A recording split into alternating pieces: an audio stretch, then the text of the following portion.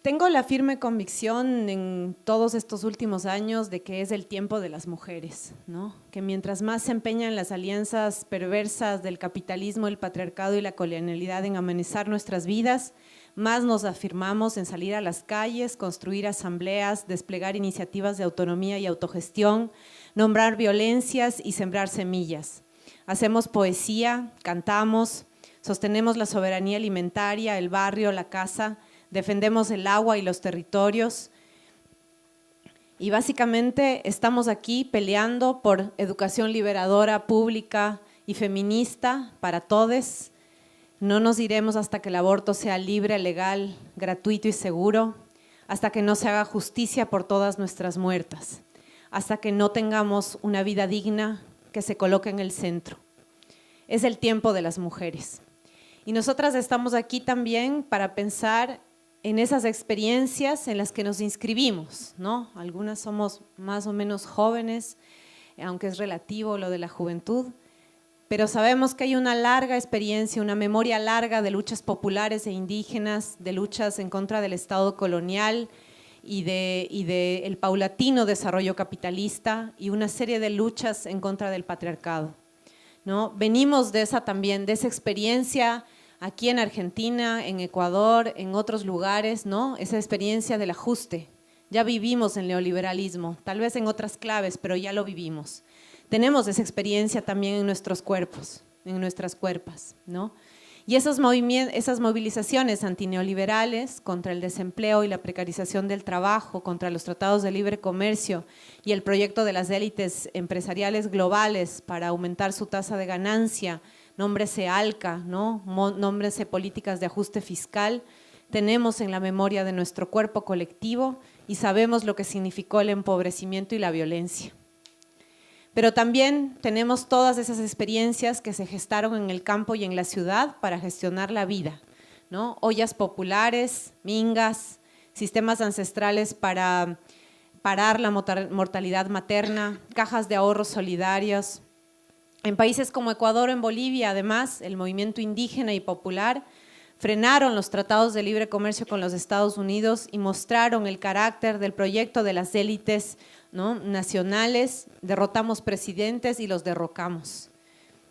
Y fuimos construyendo otros horizontes. Con todo esto que estamos viviendo, con toda esta vida amenazada, poniendo nosotras la vida digna en el centro, ¿no? Tenemos varios desafíos. Por un lado, tenemos un desafío que tiene que ver con la política, ¿no? Con el mundo de la política. Y sabemos nosotras que así como el patriarcado y el capitalismo separaron producción de reproducción, también hay una operación de la economía ortodoxa de contarnos que la economía no tiene nada que ver con la política y que son esferas independientes que nada tienen que ver. Y que nuestra posibilidad de política es votar, ¿no? Entonces, tenemos un desafío ahí y es cómo construimos una política no patriarcal. ¿Cómo hacemos, ¿no? De las asambleas de espacios feministas, cómo hacemos del paro? Bueno, ha habido ya hay varios espacios, ya hay varios esfuerzos, ya hay varias intuiciones. ¿Cómo seguimos construyendo esta política no patriarcal? Y ahí voy a citar una cosa que Rita Segato nos decía en una de las últimas conferencias, no me acuerdo si fue en Ecuador o en México, pero ella nos planteaba una cosa, ¿no? No hay que pensar en la política de más allá, es la política de cómo nosotras resolvemos en la gestión de la vida cotidiana y concreta nuestros problemas. Ahí está la sabiduría para construir espacios de política no patriarcal, en donde además, ¿no es cierto? Y esa es la gran capacidad de este movimiento hermoso ahora, del que formamos parte y que está revolucionándolo todo, cómo gestionamos la diferencia sin las jerarquías. Cómo abrazamos las diferencias entre nosotras sin establecer jerarquías, ese es otro de los grandes desafíos que solo es posible haciéndolo en la práctica, en la experiencia, ¿no? ¿Cómo hacemos además la construcción de estas localidades y estos cuerpos concretos? Decía Vero Gago hace un rato, ¿no? ¿Cómo le ponemos materialidad y corporalidad a las luchas? Y eso tiene que ver con pensar unos feminismos que ya están ocurriendo, que son estos feminismos del desborde, ¿no? Estos feminismos que desbordan todo, estos feminismos que articulan trabajo con aborto, que articulan deuda con vida, que articulan territorio, ¿no es cierto?, con ajuste, que articulan deseo también, deseos y disidencias, ¿no?, y palabras y saberes. Y yo creo que ese ponerle la materialidad al cuerpo tiene que ver, ¿no?, con desbordar y hacer que todos los espacios, en todos los movimientos en los que estemos, aparezca el feminismo. Muchas veces creímos que había que construir organizaciones feministas aparte, y está bien, y muchas lo hacemos, y es necesario, a veces no les aguantamos a los hombres, y es necesario estar entre nosotras. Pero también aquí, ¿no?, hay experiencias de compañeras que están disputando sindicatos, movimiento estudiantil, ¿no?, movimientos de maestros que son mixtos, y están diciendo, aquí el feminismo es uno de los centros y de las luces. Eso también es válido y eso también revoluciona, ¿no? ¿Cómo transformamos esta? Y además de aquí, y esto es un desafío, Ecuador como Argentina, pasamos por gobiernos progresistas con todas sus limitaciones, ¿no es cierto?, con todas sus bemoles, con todas sus… y ahí, aquí podemos tener miles de diferencias. Yo podría decir que el gobierno progresista de Correa impulsó una modernización capitalista y no transformó demasiado, ¿sí? Y también fue un gobierno bastante autoritario, con criminalización de la protesta y además con una alianza con la iglesia. Y seguramente ustedes me dirán que en la época kirchnerista pasaron una serie de cosas. Y ahora estamos asistiendo a un embate de un neoliberalismo, ¿no?, brutal y fuerte. Entonces, ¿cómo transformamos la política y superamos esos ciclos en América Latina que al parecer tienen que ir de la redistribución, de la modernización y el Estado hacia el neoliberalismo fundamentalista? O sea, no, hay que construir otra cosa, no podemos pasarnos de ese ciclo al otro ciclo y al otro ciclo, no.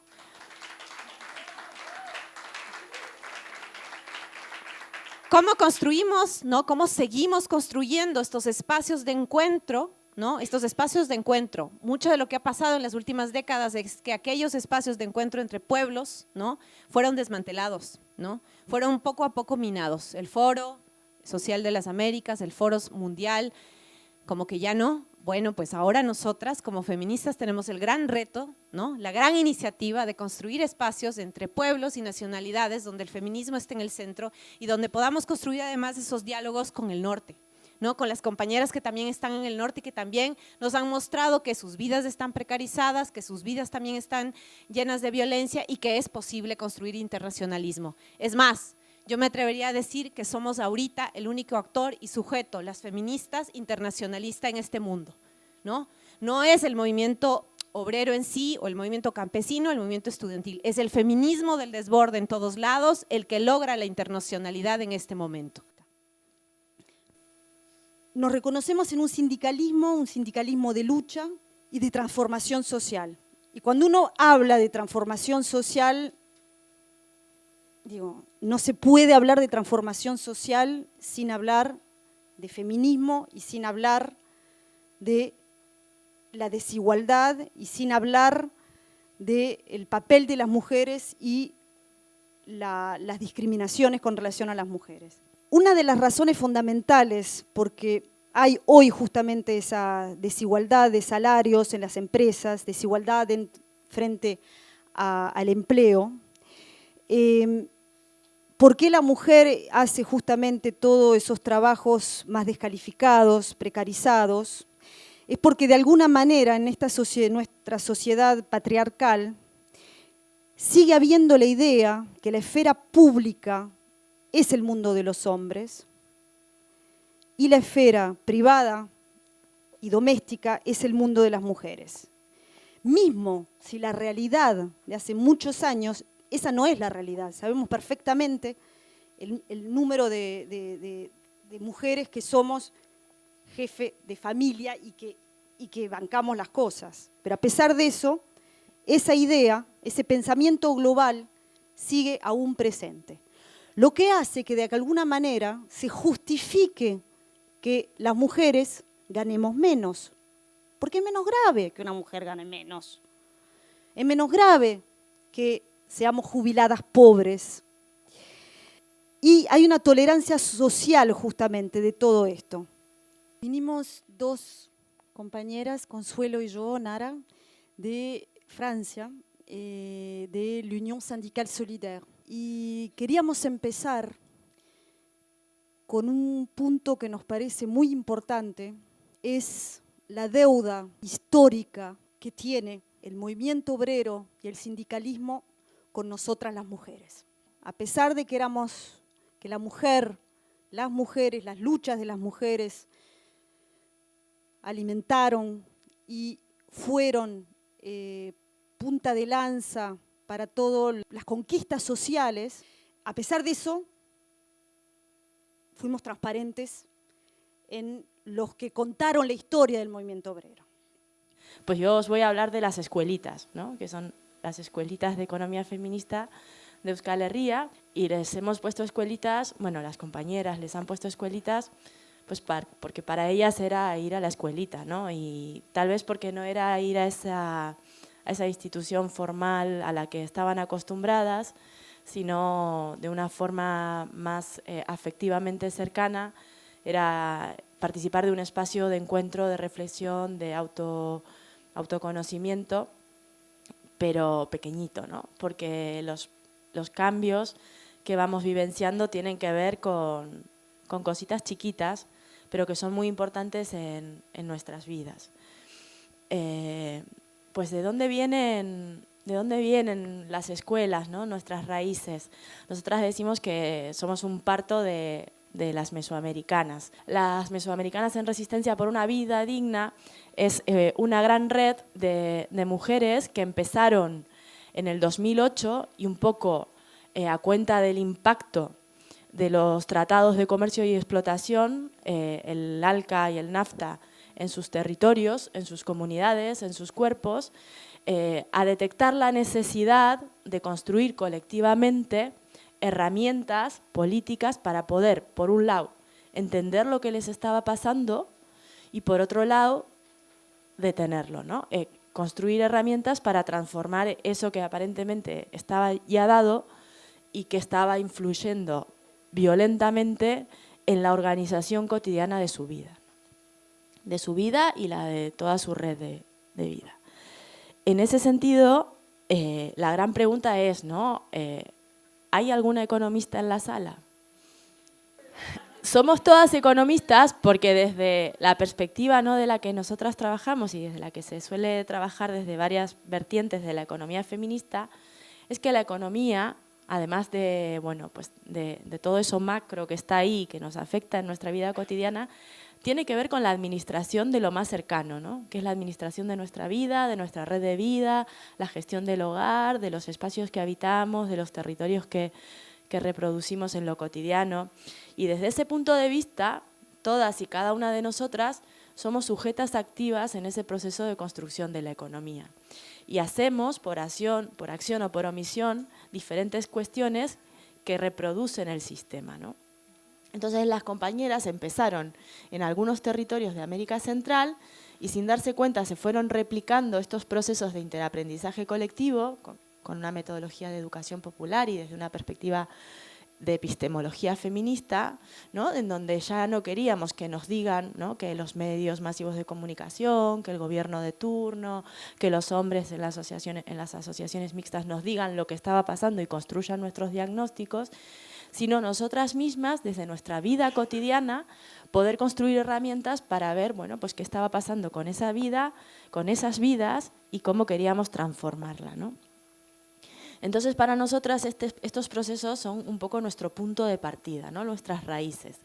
En el año 2011 y 2012, las compañeras van a Euskal Herria. Estos procesos se hacen con ayuda de la cooperación internacional, nos guste o no, en toda Mesoamérica, salvo Guatemala, y bueno, pues van al País Vasco y conocemos a ellas y ellas nos conocen a nosotras, y entonces surge la posibilidad de poder replicar los módulos pedagógicos que ellas se habían currado, se habían trabajado para trabajar en sus territorios en nuestro contexto, ¿no? Entonces ahí ya vendría a ser un poco la construcción con esas raíces de las ramas de nuestros procesos. Nosotras con mis compañeras, ¿no?, que son Connie Carranza Castro, salvadoreña, educadora popular, Olatz Danoveitia, vasca, socióloga, educadora popular, y Esti Redondo, empezamos a adaptar al contexto del País Vasco a la historia, a la cultura, a las realidades que estábamos viviendo las mujeres, teniendo en cuenta, ¿no?, que bueno, pues cuando hablamos de mujeres hablamos de una gran diversidad, y en ese sentido hicimos un diseño de la primera escuelita, que fue en la Casa de las Mujeres de Basauri hace 4 años, que fue una especie de prueba piloto, ¿no?, en donde hicimos una especial escucha. Bueno, todas venimos de militancias dentro del movimiento feminista, de militancias también que son de militancias dentro de los márgenes del movimiento feminista del País Vasco, porque muchas somos mujeres migradas, todas con vidas bastante precarias, con realidades, bueno, pues así haciendo que malabarismos varios, y nos parecía muy interesante y muy importante para que estos procesos sean sostenibles por todas las compañeras y también por nosotras, poder escuchar y estar especialmente atentas a las realidades concretas de la vida cotidiana, de las vidas cotidianas de las compañeras, para que los diseños de las estructuras de las escuelas pudieran dar una respuesta a esas vidas, ¿no? Y entonces esas situaciones vitales están atravesadas por múltiples diversidades, ¿no?, como por pequeñas capas que nos hacen como compartimentos no estancos, sino pues que según esas diversidades se van modificando, porque son dinámicas, también se van modificando las realidades de cada una, ¿no? Entonces, en ese empeño de querer un poco trabajar la idea de diversidad, que además creemos que últimamente está muy de moda, y como muchas cosas que se ponen de moda pues se vacían de sentido y de contenido, nos parece importante problematizar cuando hablamos de diversidades de qué estamos hablando, ¿no? Entonces, un elemento que nos parece importante para poder entender las realidades de nuestras compañeras y nuestras propias realidades tenía que ver con las características fisiológicas, ¿no? Mi situación vital es distinta si yo tengo 40 años y estoy pasando un proceso de menopausia y no lo puedo comunicar, que si tengo 60 o si tengo 28 y acabo de llegar al País Vasco y todavía no me relaciono, que si tengo algún tipo de diversidad funcional, que si soy una mujer racializada, ¿no? Y en ese sentido, por más que estemos con dudas sobre el concepto de raza o etnia, ¿no?, y teníamos dudas sobre qué utilizar, vivimos en un entorno que nos racializa y que como sujetas nos lee racializadas, entonces esa racialización también influye en mi situación vital, en cómo yo me siento en los entornos, cómo me leen, cómo negocio esa lectura. Por otro lado, las condiciones materiales, ¿no?, que no son determinantes, pero ostras, ¿no?, influyen, y cómo podemos aceptar o no aceptar determinados trabajos, cómo nos podemos relacionar. Los duelos y las resiliencias, nos encontramos con mujeres que vamos pasando diferentes situaciones de ruptura, de violencia, de abandono, de resignificación, de recuperación de nuestras propias culturas, de nuestros propios territorios, de nuestras propias lenguas, cuando nos alejamos de ellos y empezamos a leer ese proceso de colonización, de saqueo desde otro lugar, cuando rompemos con esa asimilación, ese igualacionismo, y con mujeres que están enredadas, que son activas, que son potentes, que en función del colectivo también van construyendo herramientas para salir adelante. La segunda clave interpretativa tiene que ver con asumir que estamos hablando de procesos complejos con ritmos espiralados, ¿no? Nosotras desde la dinamización, desde la facilitación, muchas veces nos dábamos cuenta de que estábamos reproduciendo una lógica lineal en la propia práctica militante o en la práctica política de los procesos, y a medir los procesos con un entendimiento de sus diferentes ritmos de aceleración y desaceleración, sin entender la desaceleración o la ralentización como un fracaso o como una pérdida, sino como momentos necesarios también y como parte de nuestras realidades, de nuestras vidas precarias, inestables, como momentos que luego nos dan fuerza para otras velocidades. Y por otro lado, la tercera clave interpretativa de la que hablamos es de las identidades y las entidades que tienen los procesos, ¿no? Y ahí hay unos elementos que partimos, ¿no?, desde los diseños, pero luego en la propia práctica, que hacen que estas escuelitas sean de esta manera y no de otra, ¿no?, que es lo que hacen que sean como son. Por un lado, la apuesta por la educación popular, por la apuesta de que ninguna está por encima de la otra, de que las personas que construimos el conocimiento somos nosotras mismas, que todas tenemos cosas que enseñar y que todas tenemos cosas que aprender, que el proceso de conocimiento es a partir del diálogo, dialógico. De la pedagogía feminista, nosotras partimos de, bueno, pues de asumirnos como sujetas feministas, como sujetas que estamos en cuerpos feminizados, subalternizados, oprimidos, como sujetas que tenemos un montón de elementos en común en nuestras realidades. A partir de las experiencias de las escuelas vamos descubriendo de que mi realidad no es un hecho aislado ni una casualidad, sino que tiene puentes de contacto con lo que le ha pasado a la compañera, con lo que le ha pasado a la madre de la compañera o a la abuela, y que en esos puentes de contacto es en donde vamos a construir las emancipaciones y las transformaciones, la relación con el cuerpo, la tierra y el territorio, ese vínculo roto, fragmentado, intentar de ir reconstruyéndolo. A partir, por ejemplo, del juego como herramienta política, vamos llegando a lugares a los que desde la pedagogía formal nunca habíamos llegado, a lugares de nuestra corporalidad, de nuestra risa, del baile, bueno, tenemos un grupo de teatro, la filosofía de la sospecha, de la que habla María Naredo, Marcela Lagarde y muchas compañeras feministas, ¿no? Esa idea de que, bueno, pues de que las cosas pueden y deben ser de otra manera y que hay que trabajar por ello.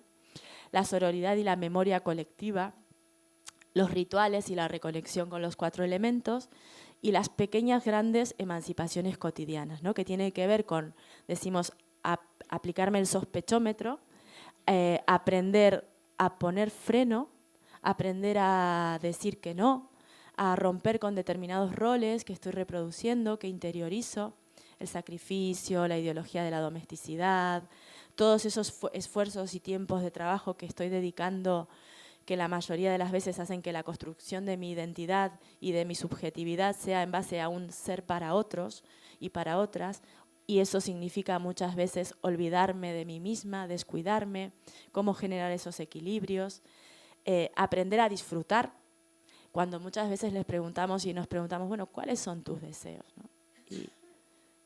Y ahí está el silencio, ¿no? Llevar adelante una cooperativa y una organización como la nuestra es todo un aprendizaje. Somos sujetas y sujetos que nacemos en un sistema capitalista y por ende todo el tiempo estamos totalmente, y voy a usar esta palabra porque creo que es así, ametrallados con el tema del consumismo, del egoísmo, ¿no? Del sálvese quien pueda, de que todo es por meritocracia. Y nosotros, otras son, digamos, los valores que pregonamos y otras prácticas llevamos adelante. Entonces, el tema de nombrar es un acto político, el cooperativismo y la economía social siempre fue invisibilizada.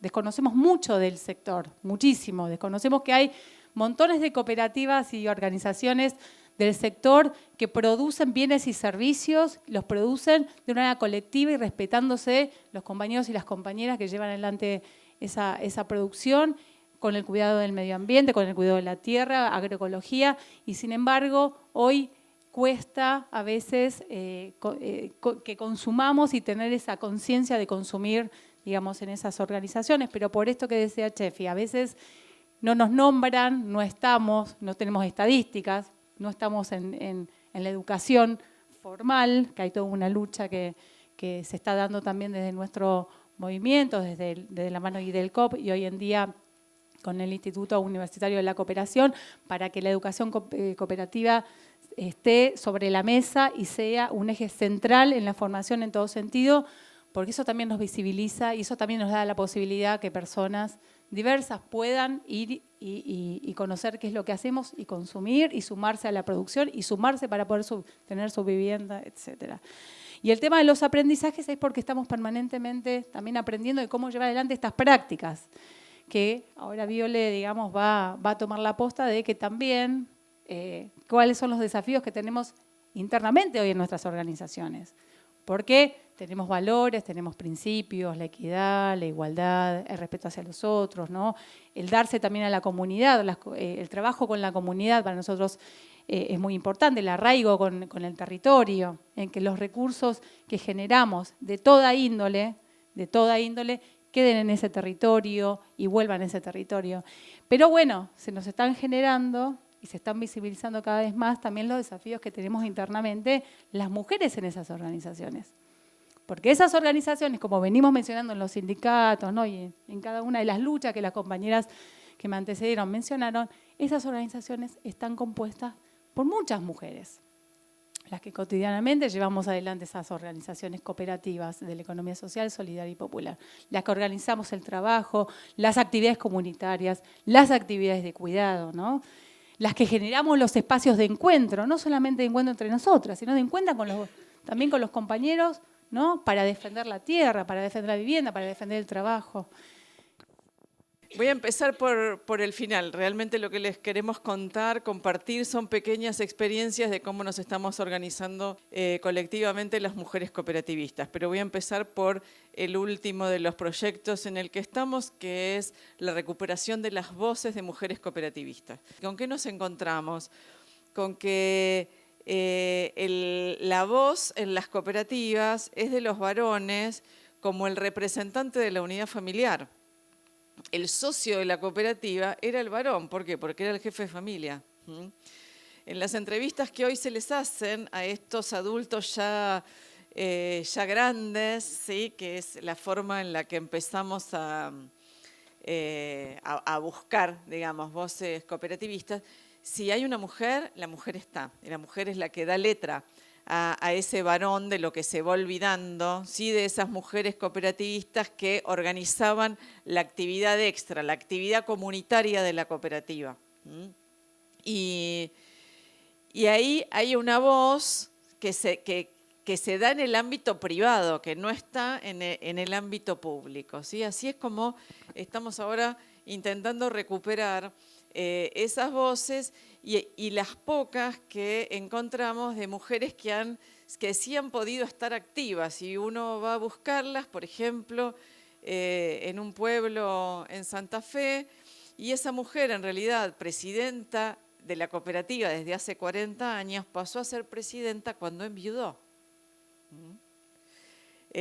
Es la viudez la que la trae al protagonismo, porque había que hacerse cargo. Nós, feministas, temos demonstrado realmente que nós estamos na frente. Nós estamos realmente na frente dos processos de resistência.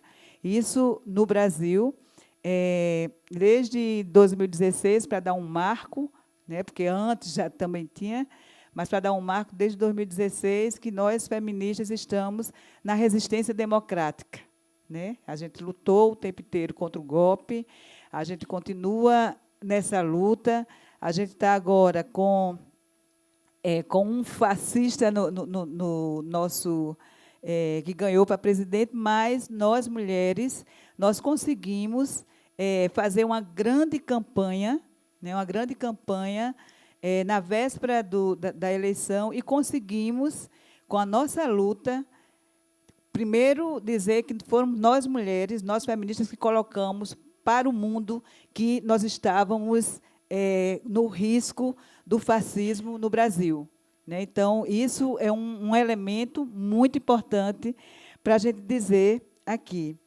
Então, e podemos falar também da resistência no macro, mas também precisamos falar da resistência no micro, né? Porque a gente fala dessa resistência grande que fizemos, da marcha do Ele Não, mas tem as resistências locais, as resistências dos locais nos quilombos, a resistência das mulheres indígenas, a resistência das mulheres negras na periferia. Então, a gente tem que também pensar nessas resistências que muitas vezes não são visibilizadas, né? Então, a gente vê o que a imprensa coloca, mas essas mulheres estão no seu local, as mulheres ribeirinhas estão no local fazendo resistência e tentando fazer mudanças. Mas nós temos também muitos desafios a enfrentar, né? Então, eu pontuei alguns desafios, como, primeiro, a importância da aliança com os movimentos feministas da região.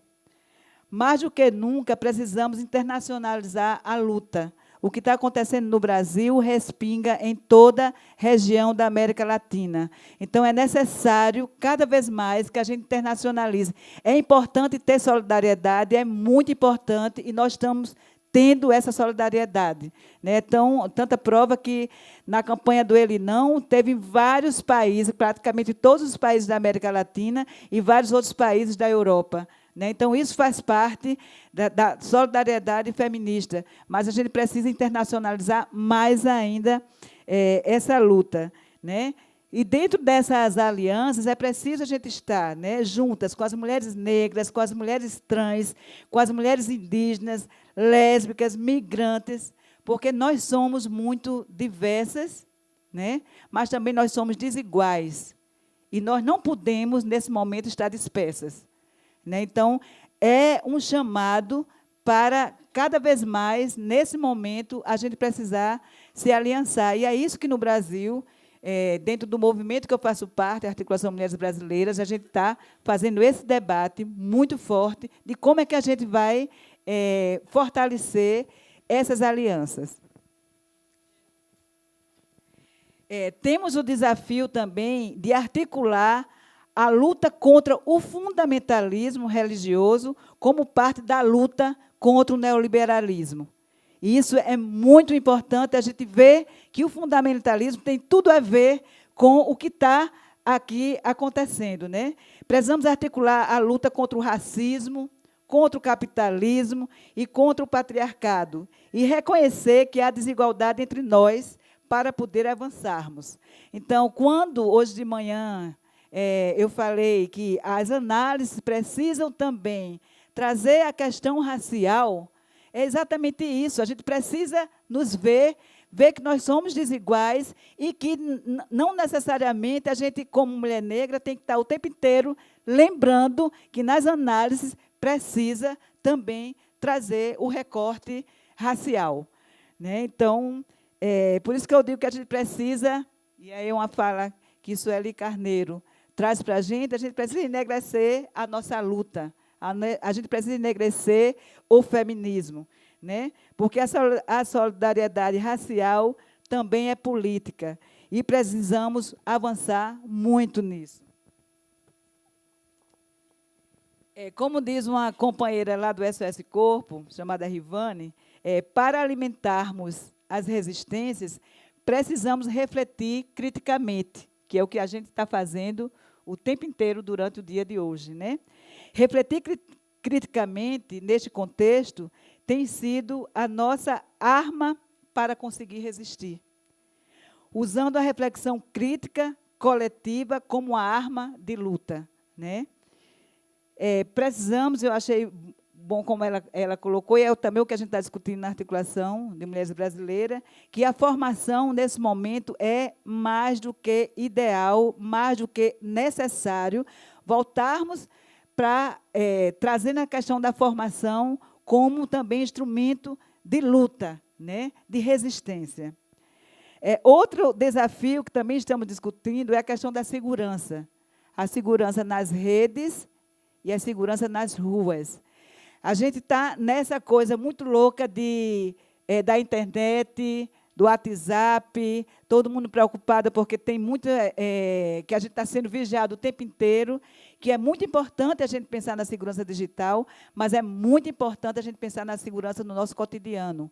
É muito importante a gente pensar na segurança das nossas lideranças, né? É muito importante a gente pensar na segurança daquelas que estão botando a cara na rua, estão fazendo as denúncias. A gente precisa pensar de como é que a gente vai contribuir com a segurança dessas companheiras e desses companheiros. No movimento de mulheres negras, a gente diz muito, existimos porque resistimos. E vamos continuar na resistência. É isso, obrigada.